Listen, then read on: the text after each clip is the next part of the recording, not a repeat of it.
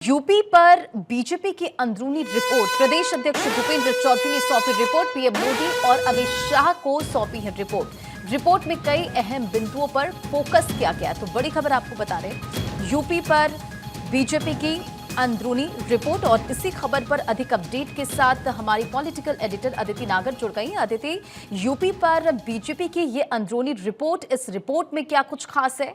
देखिए, भारतीय जनता पार्टी अब चुनाव के नतीजों के बाद एक फीडबैक मैकेनिज्म और एक एनालिसिस और सेल्फ रिफ्लेक्शन के मैकेनिज्म पर काम कर रही है। उत्तर प्रदेश जिसने 2014 में एक नैरेटिव सेट किया था, ठीक वैसे ही 2024 में सीटें कम आने से जो नैरेटिव चेंज हुआ उसको दुरुस्त करना चाहती है।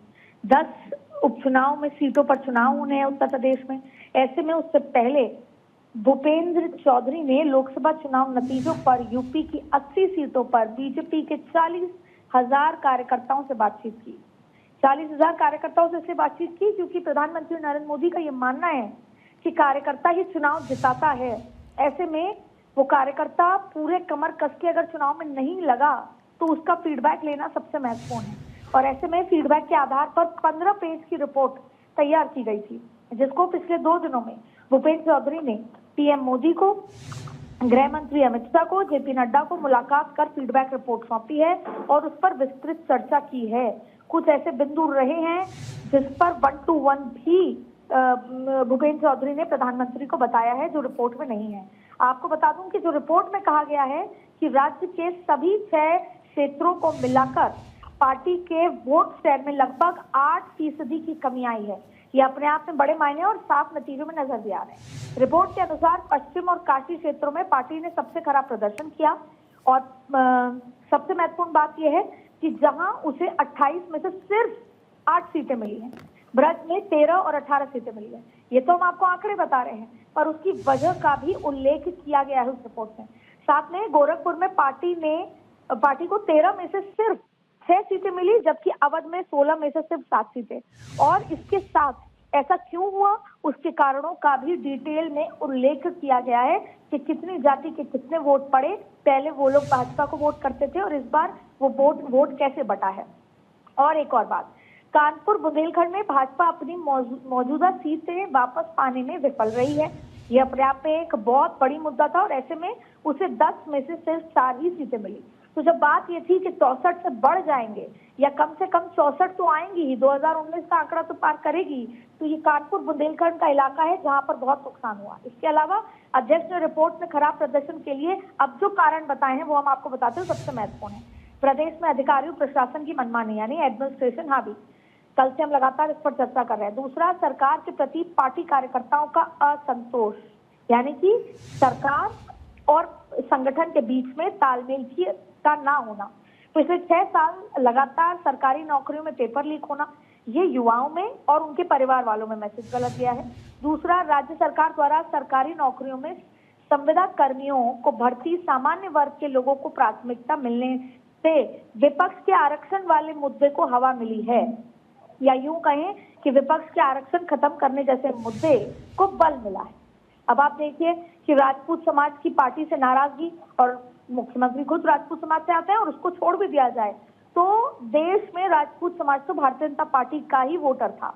अब उसके अलग अलग कारण हैं, चाहे फिर वो आप गुजरात से शुरू करें या राजस्थान से या उत्तर प्रदेश से। दूसरी बात है, संविधान बदलने पर पार्टी के नेताओं द्वारा दिए गए बयान और उसका खंडन उस तरीके से ना हो पाना और लोगों का उस बयान को अपने मन में घर कर लेना। दूसरी बात है, सरकारी अधिकारियों में ओल्ड पेंशन मुद्दा भी रहा। ये ओल्ड पेंशन मुद्दा अशोक गहलोत की सरकार राजस्थान से निकला था और उसके बाद वो चलता हुआ उत्तर प्रदेश से लेकर मध्य प्रदेश से लेकर अलग राज्यों में आया, लेकिन उत्तर प्रदेश में उसका बहुत ज्यादा, और फिर सरकार की तरफ से ओल्ड पेंशन स्कीम को लेकर जब न्यू पेंशन स्कीम आई तो उसका खुलासा ढंग से नहीं हो पाया और वो मुद्दा जैसे ही गायब हुआ तो कहीं ना कहीं सरकारी कर्मचारी जो थे जिनका रिटायरमेंट होना था वो भी एक बहुत बड़ा मुद्दा रहा। फिर अग्निवीर, इस चुनाव का सबसे बड़ा मुद्दा, और पार्टी का ये मानना है कि निचले स्तर पर चुनावी अधिकारियों द्वारा बीजेपी के कोर मतदाता का वोटर लिस्ट में नाम काटा गया। ये एक खास मुद्दा है तो केशव प्रसाद मौर्य ने भी जिक्र किया। फिर देखिए सभी सीटों पर 30,000 से 40,000 पार्टी के कोर वोटर थे। आपने देखा होगा पन्ना प्रमुख बनाए जाते हैं, पन्ना प्रमुख के हर एक पन्ने में 15 वोटर होते हैं, उसके साथ उनके परिवार को भी गिना जाता है। तो कहीं ना कहीं उनका जब नाम नदारद रहा और उन्होंने एडमिन से शिकायत कही तो उनकी अनसुनी होना, उनकी बात का अनसुनी होना, ये अपने आप में एक मुद्दा बताया गया। फिर पार्टी रिपोर्ट में यह भी कारण बताया गया कि इस चुनाव में जो गैर यादव, ओबीसी यानी कुर्मी, कोर मौर्य, शाक्य और लोधी जातियों की बीजेपी मिलने वाले वोट प्रतिशत में कमी आई है, यानी कि सोशल इंजीनियरिंग उस तरीके से नहीं हो पाई या हम हिंदू वोटों को एकजुट नहीं कर पाए। दूसरी बात, खास तौर पे एससी ओबीसी वोट को एकजुट नहीं कर पाए।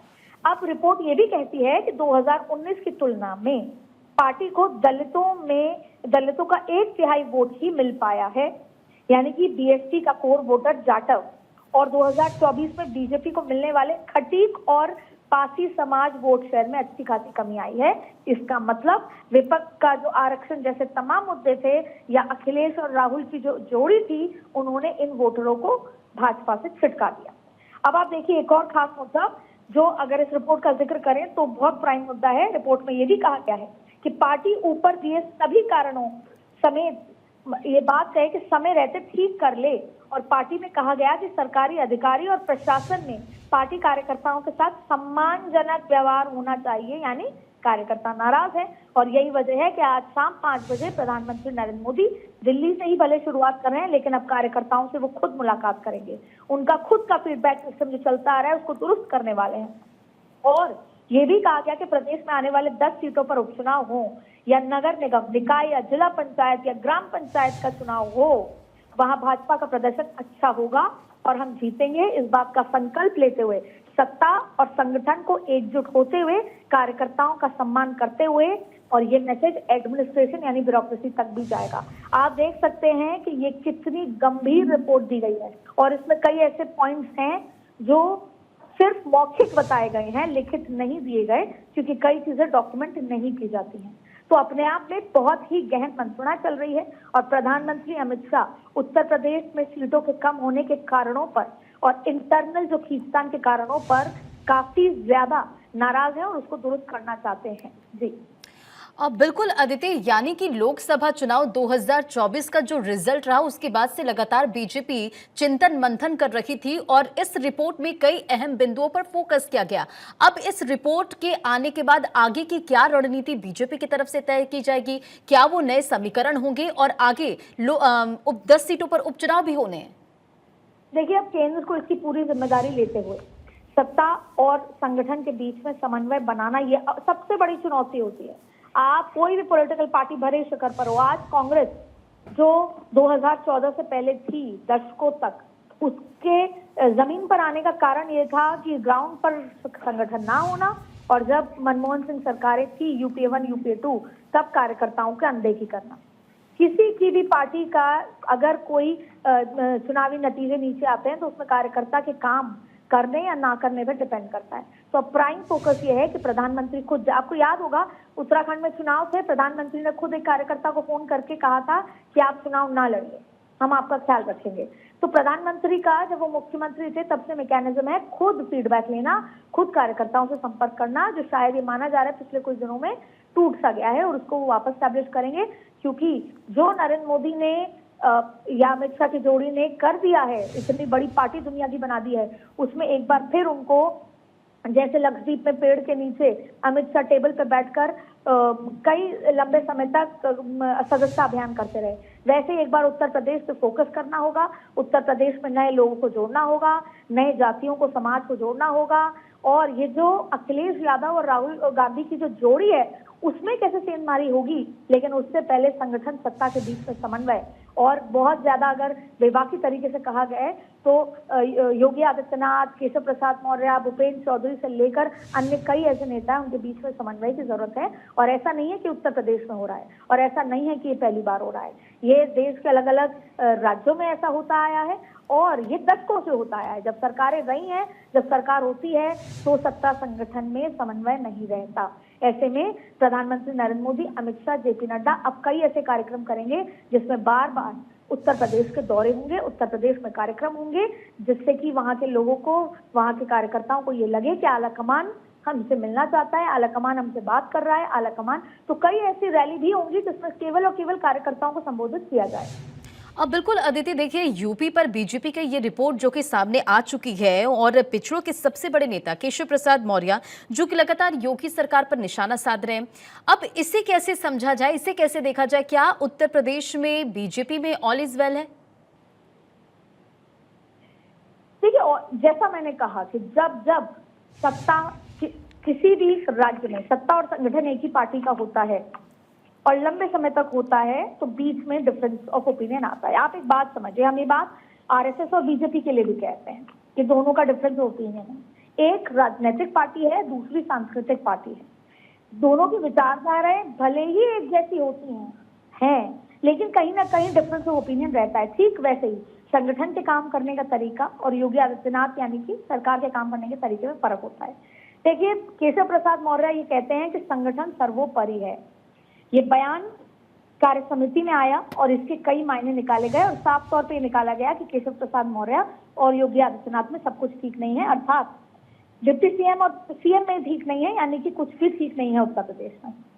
लेकिन प्रधानमंत्री नरेंद्र मोदी भी ये कह चुके हैं कि संगठन मां होती है। वहीं योगी आदित्यनाथ ये कह चुके हैं कि अगर सत्ता होगी ही नहीं तो संगठन क्या करेगा, किससे शिकायत करेगा, किससे काम करवाएगा, कार्यकर्ताओं को मोबिलाइज कैसे कर पाएंगे। इसलिए सत्ता संगठन हैंड इन हैंड चलती है। इसलिए सत्ता संगठन को अपनी अपनी जरूरतों के लिए एक दूसरे के साथ चलने की जरूरत है। अब बात है कि सब कुछ ठीक नहीं है। देखिए, हम उसको दो नजरिए से देख सकते हैं। एक ये कि जब जब आंकड़ों में कमी होती है, नतीजे थोड़े कम आते हैं तो मुखर होती हैं ऐसी आवाज। दूसरा ये कि डायलॉग इज इम्पोर्टेंट। बतौर पत्रकार, बतौर मीडिया, हम इस बात को ये और सब ये उठा रहे हैं कि क्या सब कुछ ठीक नहीं है, लेकिन क्यों एनालिसिस जरूरी नहीं है, डायलॉग जरूरी नहीं है। एक व्यक्ति अपनी विचार रख सकता है कुछ सुधार के लिए, दूसरा व्यक्ति अपना विचार रख सकता है, फिर मिल के उस विचार के बीच का कोई रास्ता निकाल के समय। तो किसी भी चीज को ठीक करने के लिए communication is important, dialogue is important. इसको इस नजरिए से भी देखा जा सकता है। लेकिन आपके सवाल का बॉटम लाइन बात यह है कि हाँ, उत्तर प्रदेश भाजपा में सब कुछ ठीक नहीं है। जहाँ एक तरफ भाजपा इस मोर्चे पर लड़ रही है कि सत्ता संगठन का समन्वय बिठाना है, वैचारिक मतभेद हटाने हैं, तो एक दूसरा मोर्चा है कि 10 सीटों पर उपचुनाव होने हैं, उसमें बेहतर से बेहतर प्रदर्शन करना है। और तीसरा और सबसे बड़ा मोर्चा है कि अखिलेश और राहुल गांधी की जोड़ी में सेंधमारी कैसे की